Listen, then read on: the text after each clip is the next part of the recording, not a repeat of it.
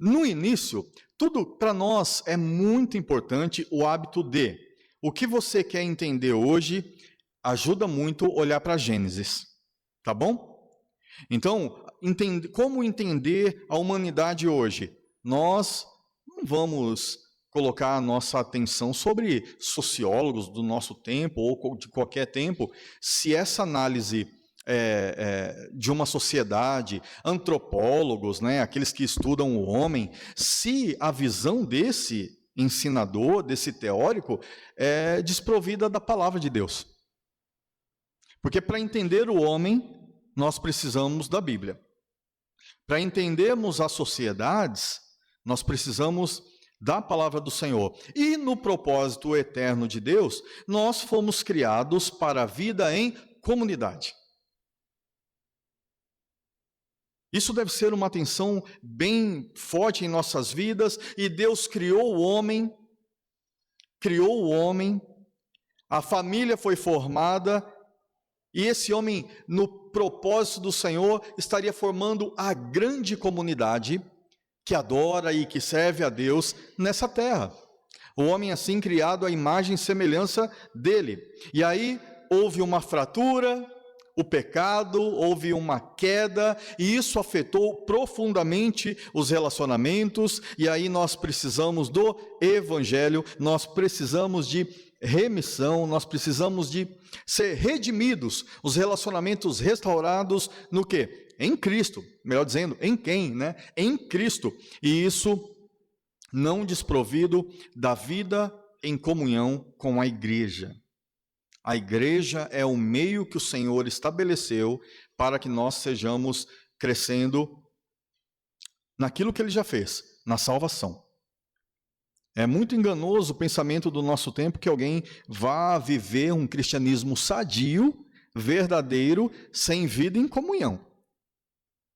Não vive, não. Não questiono a salvação dessa pessoa, ela pode estar ferida, eu conheço tanta gente que está, de fato, afastada. Aqui, o controle está escondido aqui. Está embaixo da Bíblia. Hã? Jóia, Adriano. Desculpa. E eu me perdi. Onde eu estava, Dalgisa? Os desigrejados, né? Exato. As pessoas acabam tendo experiências ruins, negativas, difíceis, ou também é tão forte no nosso tempo, eu não concordo com a teologia da minha igreja, aí ele se cansa e vai estudar em casa, e vai desenvolver alguma coisa em casa. Não está certo. A vida em comunhão com Deus passa pela vida em comunhão com o povo de Deus. Não tem como. O Senhor nos abençoa com talentos, com recursos, tudo que o Senhor nos dá, Ele espera que nós estejamos aplicando aqui, na igreja do Senhor. Nem é tudo.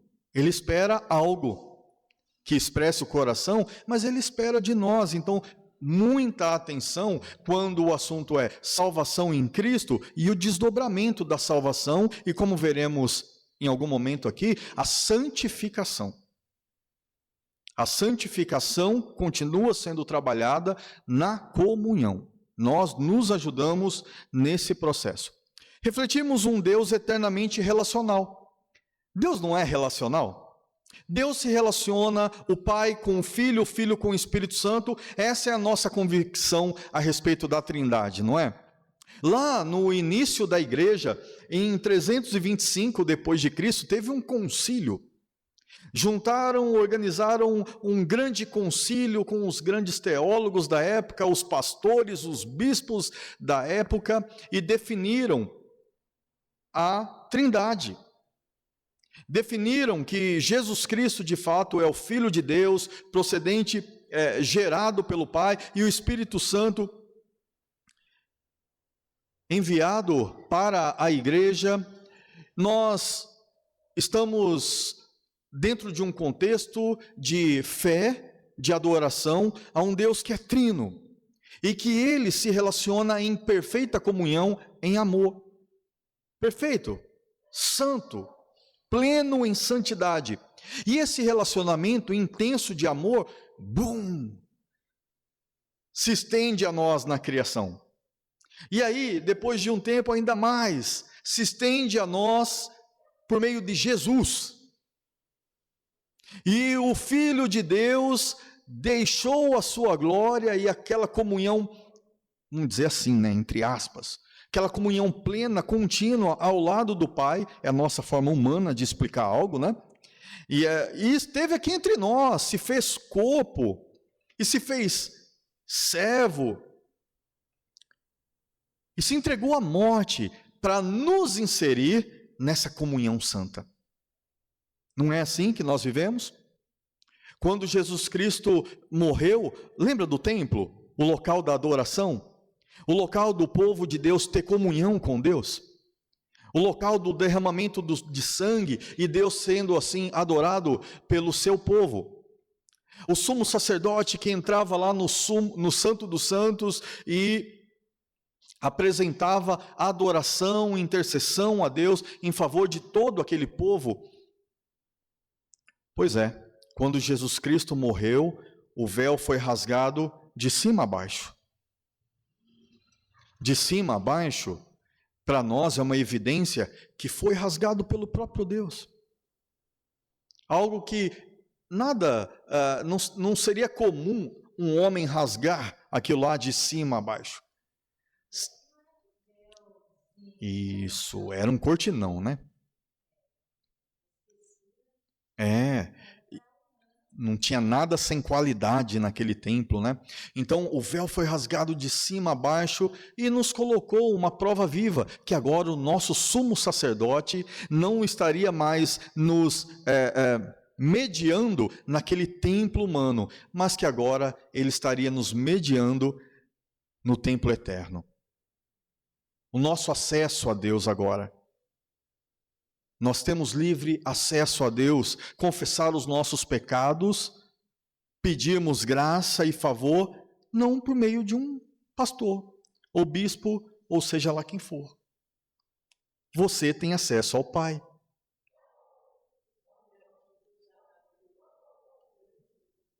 Pois é. Nós hoje temos...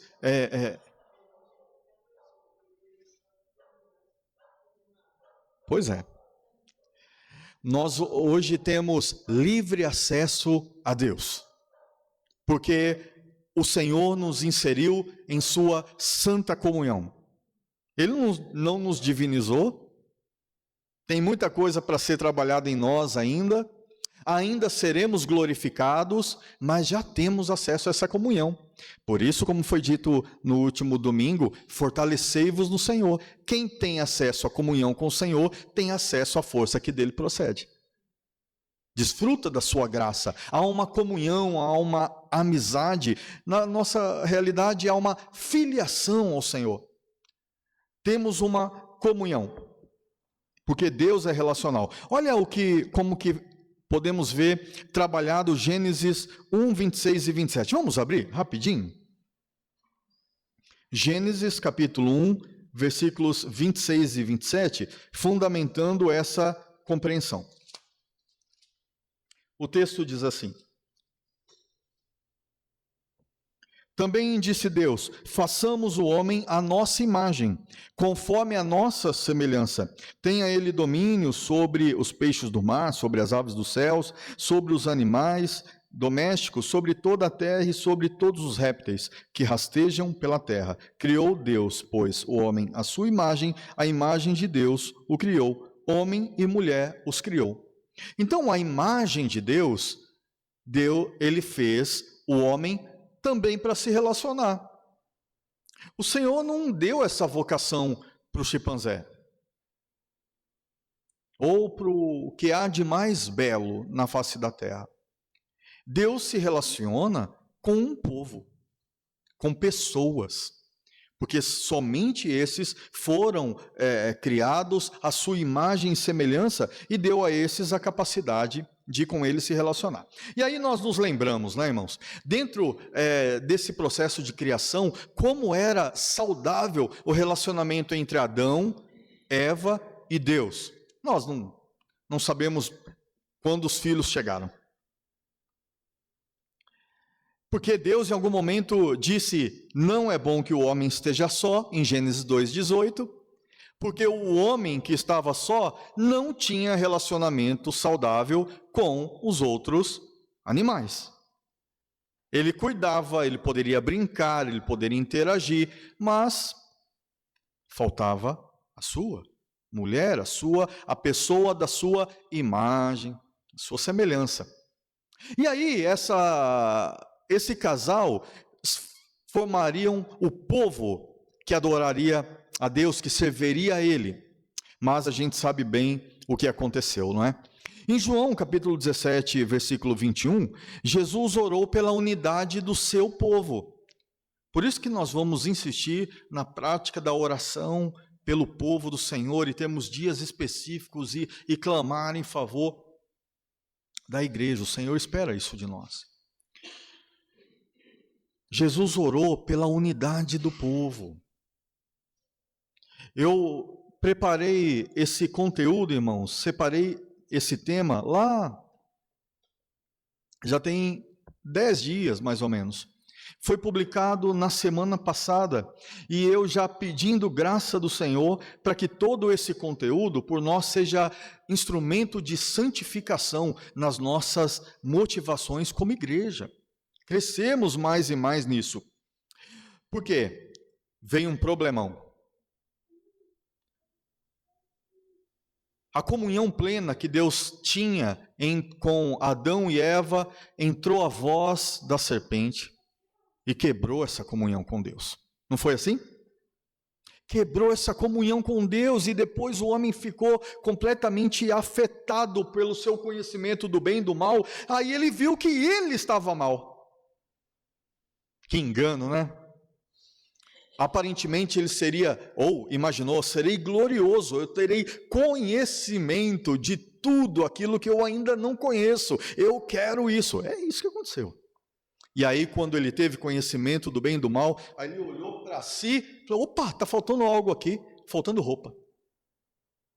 E ele teve vergonha, ele se sentiu sujo, ele e Eva. E quando veio a voz do Senhor, como deve ter sido difícil, né? Vem a voz do Senhor e o chama, e ele não vai até Deus pedindo misericórdia, Senhor, me cura, me transforma, perdão. Aí o homem se escondeu, cheio de vergonha, cheio de dor e de tudo que é.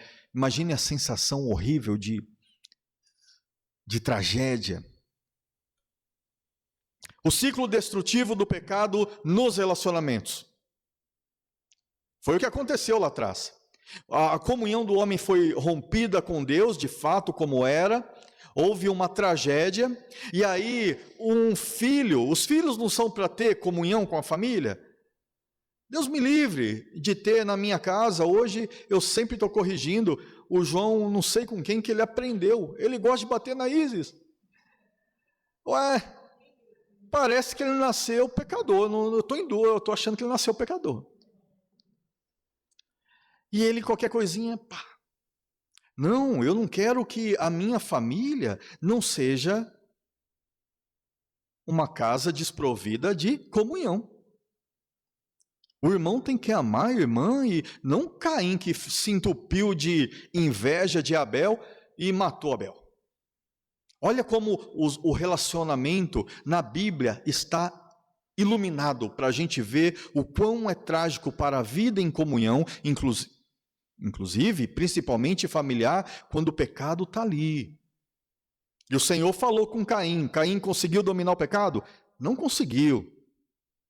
Tragédia. E aqui está esse ciclo destrutivo do pecado nos relacionamentos. Vergonha, medo, autoproteção, acusação e transferência de culpa. Eu, quando estava pensando nesse ciclo, aí eu fiquei pensando, como é que foi para Eva, se ela ouviu, né? Pelo texto ali, eu acho que ela ouviu Adão dizendo assim, Foi a mulher que tu me deste. Aí, ele deveria ter, dentro desse contexto, ele estava querendo, Senhor, se for para o Senhor ocupar e resolver, resolve com ela aí. Foi a mulher que tu me deste. Ela não está muito boa, não. Ele transferiu a culpa. Isso acontece nos nossos relacionamentos. O pecado também acaba nos induzindo ao isolamento, né? Gênesis capítulo 3, versículos de 7 a 10, vergonha e ocultação. O homem se esconde de Deus. Isolamento. Gênesis 3, 12, acusação, aquilo que a gente está comentando, brincando aqui nesse momento, né? O valor foi rompido. Agora o homem não era tão bom para ela e nem ela era tão boa, acabou a perfeição, né? Nós experimentamos isso até hoje. E aí às vezes a gente acaba agindo de forma tão injusta, atribuindo ao outro algo que também é responsabilidade nossa. Dentro do casamento isso é tão facinho de acontecer, né? Tão facinho no relacionamento com os filhos, porque a gente está naquele relacionamento contínuo, constante, e aí eu vou me colocar, eu pratico aí, ou mantenho uma negligência em algum aspecto, aí depois eu vou vendo a consequência ali na vida do filho, e aí depois, você, taraná, taraná. Ué, o que eu fiz como pai? Né? Qual foi o meu trabalho de antecipação, de cuidado, de exame, nesse zelo para que uma família de pecadores viva em comunhão? Quão grande é o nosso desafio, né? Uma família de pecadores buscando viver em paz, em harmonia, em comunhão. Eu acho que a gente tem que orar. Eu acho que a gente tem que buscar Deus, porque a situação é pesada, é difícil.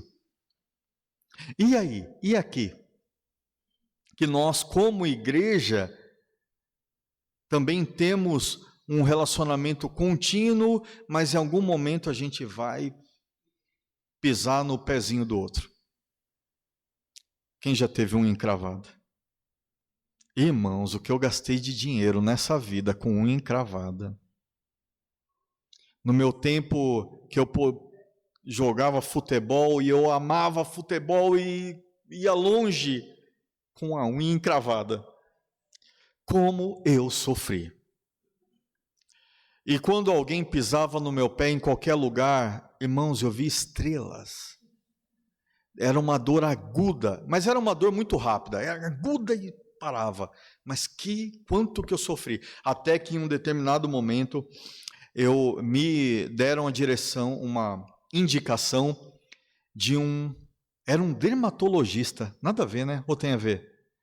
Tem a ver. Aí o dermatologista fez uma pequena cirurgia, porque eu já tinha gastado muito e sofrido muito na mão de podólogo.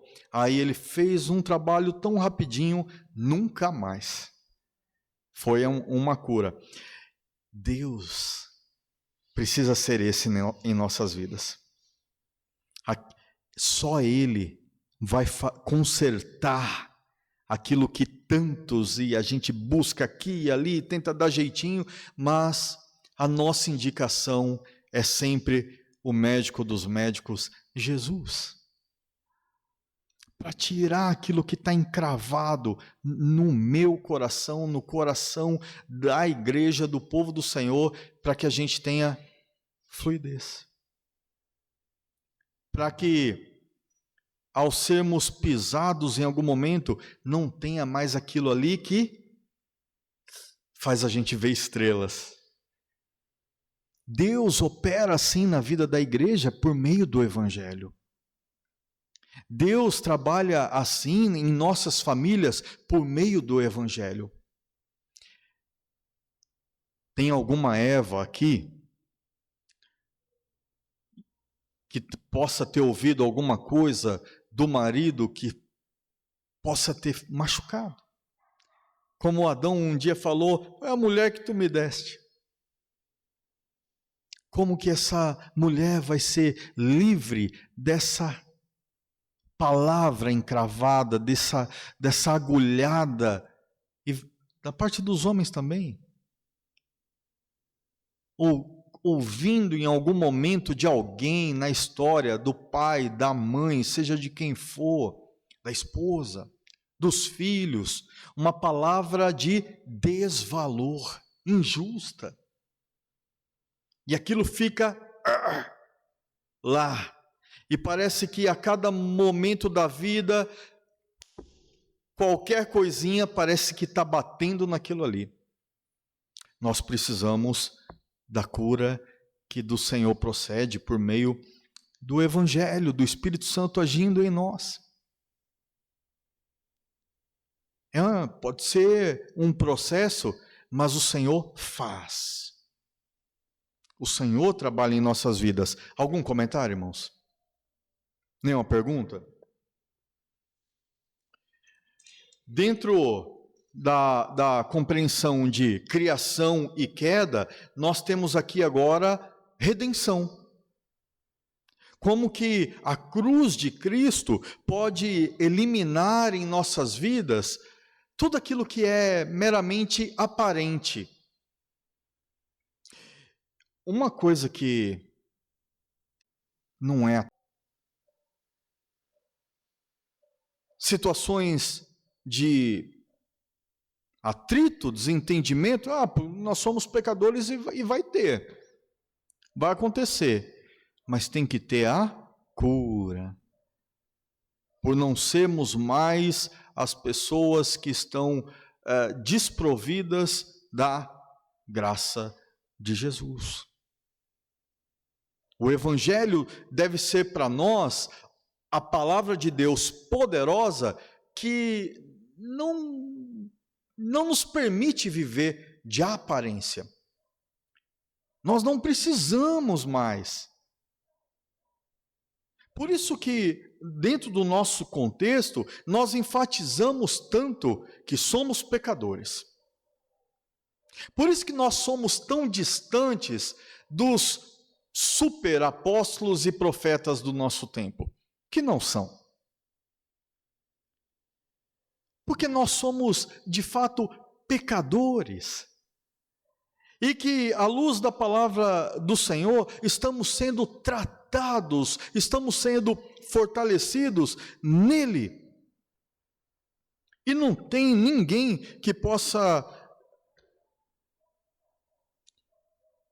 viver, não é permitido viver de aparência. O fim das máscaras, a necessidade de ter um desempenho. Normalmente esses super santos, super usados por Deus, esses que são super legalistas, apresentam um padrão de espiritualidade, santidade inatingível pelos normais. É falso. Isso é a vida atrás de máscaras, mas na liberdade em Cristo a igreja é orientada, isso para todos, a confessar os seus pecados.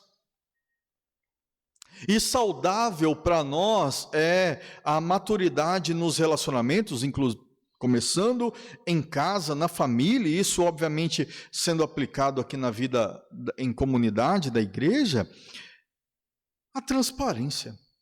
A minha deficiência é essa, a minha fraqueza é essa, me ajude nas minhas limitações. É isso que é tão importante. Alguém abra, por favor, em Tiago capítulo 5, versículo 16. E outra, irmã Zilda, Hebreus 3, 12 e 13. Quem achou Tiago 5, 16, por favor? Só para a gente ganhar tempo. Ninguém? Tiago 5,16, pode ler.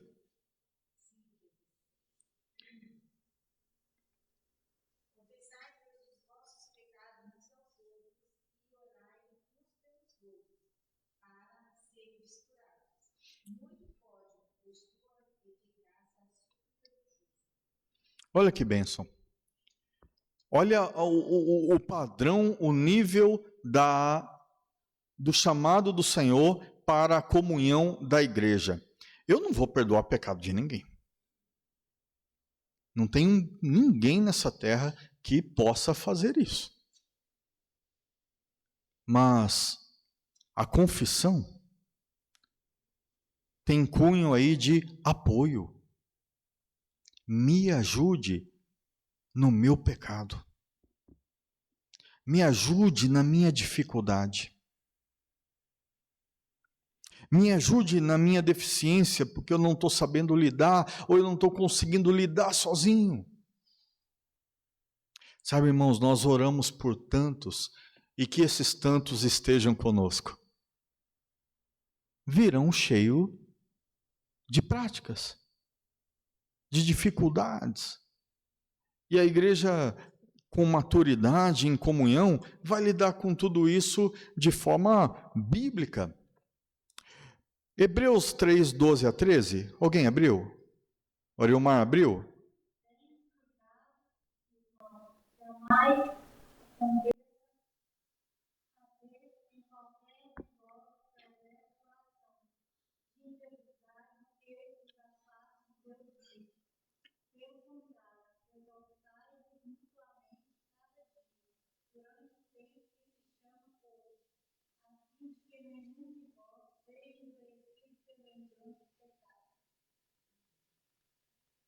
Tem um X na questão toda. Tem um ponto que nos explica a respeito das nossas dificuldades e as nossas insistências nos erros. A incredulidade. Quando o pai foi até Caim e disse: olha, por que você está assim? Você está alimentando coisa errada. O pecado está à porta. A ti cumpre dominá-lo. Não creu. Não creu, foi lá e fez pior. Incredulidade. Parece que Caim queria matar Deus, mas não dava, né? Então mata quem Deus aprovou. Coração perverso. Agora, eu também preciso fazer a leitura que Caim não teve graça. Quando Deus dá a sua lei, mas não dá para o outro a sua graça, o que ele vai conseguir executar é o pecado. Não consegue se arrepender.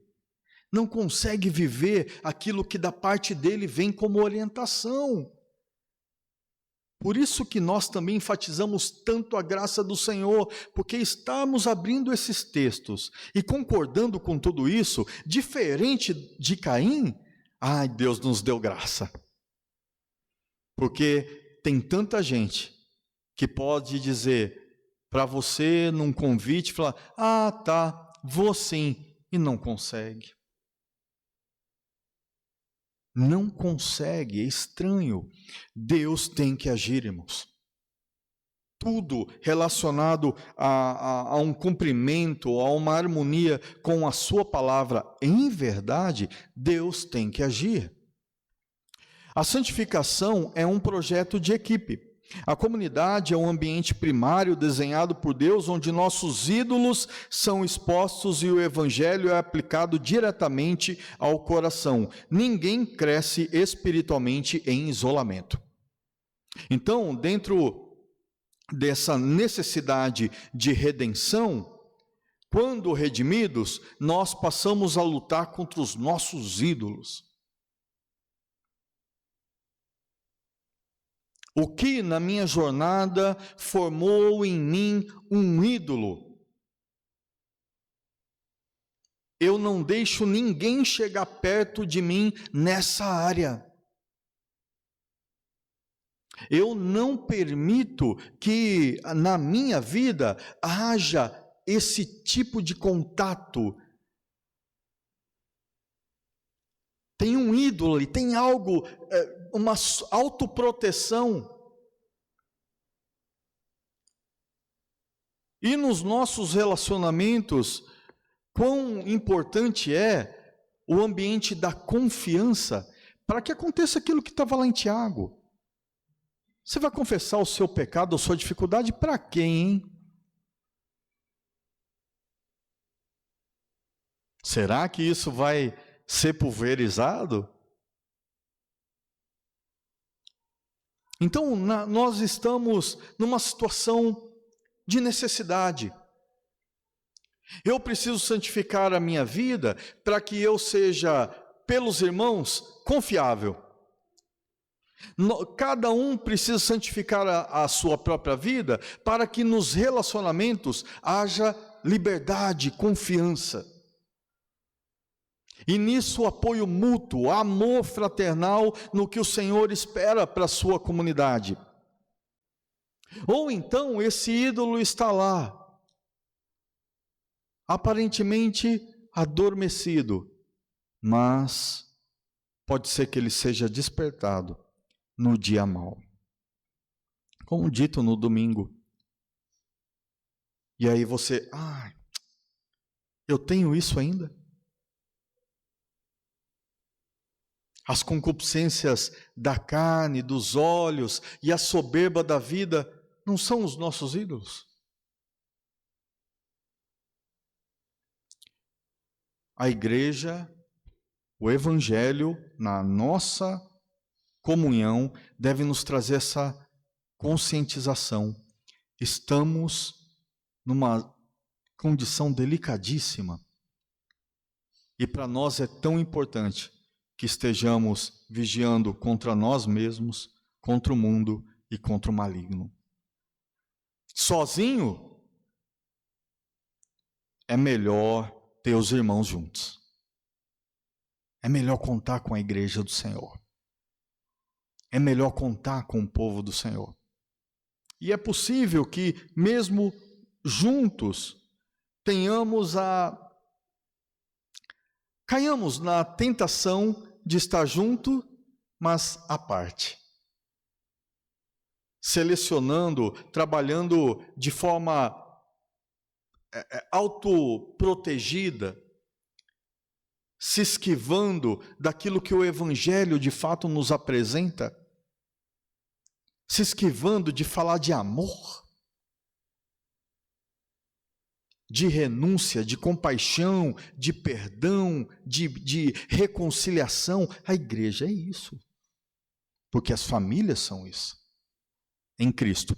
Deus usa pessoas para aplicar o Evangelho às áreas mais profundas do nosso coração. Lembra que falamos no passado? O problema do coração é o coração do problema? Se eu não trabalhar o meu coração nas coisas antigas que podem brotar ou que brotam em algum momento, alguma situação, posso atrapalhar muita coisa. Posso atrapalhar muita gente, especialmente os próximos.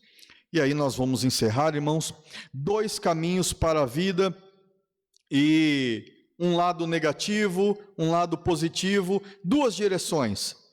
Uma direção que os nossos ídolos, a nossa queda gera em nós, isolamento. No Evangelho, comunhão, tratamento. A motivação num caminho oposto, medo, autoproteção. O que vai acontecer comigo se eu confessar? O que vai acontecer? Será que vai pulverizar? Será que eu serei humilhado? Como que vai ser isso? Aí vem a autoproteção. Como Adão deveria ir a Deus e falar assim: Senhor, pequei de fato. Não, ele se escondeu, né?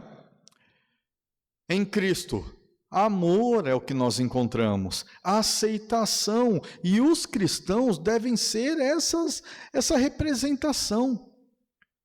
Um povo que aplica compreensão, amor à deficiência do outro. Difícil, né? Nós precisamos crescer. Dinâmica, a transferência de culpa. O problema de Caim era ele, não era o irmão. coração dele estava cheio de maldade, não era o irmão. Culpado da queda foi Adão, a Eva ajudou, mas a culpa é dele. Por isso que assim Deus puniu toda a humanidade, consequência do pecado dele. Por outro lado, confissão e vulnerabilidade. Irmãos, olha a beleza do que nós temos semanalmente, a oportunidade de, em comunhão, irmos até Deus não somente para buscar o pão que vem da mão dele, mas para buscar cura, buscar perdão, buscar a graça que nos deixa mais livres de toda a nossa pecaminosidade, santificação.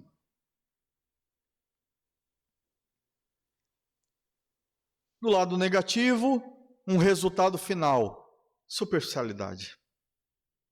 A igrejas, estruturas, família, por exemplo, que se estrutura, a comunhão está no shopping, no cartão de crédito, no carro, num patrimônio, momentos, mas em essência está um caos. Um caos. Para nós, um resultado final nesse processo é transformação, é vida. E nesse sentido, agora é concluído, de fato, avaliando a saúde das nossas conexões. Onde eu ainda estou buscando aceitação com base no meu desempenho em vez de minha identidade em Cristo? Pense nisso. Eu vou mandar isso aqui para vocês depois. Quais medos estão me impedindo de ser vulnerável e confessar minhas fraquezas ao meu grupo? Como posso usar o encorajamento e o serviço para ser um instrumento do Evangelho na vida de alguém esta semana? Já pensou? Quanta gente está vivendo, quantas pessoas vivendo a miséria dos relacionamentos, e nós temos a nobreza do relacionamento com Deus e desfrutar disso para compartilhar,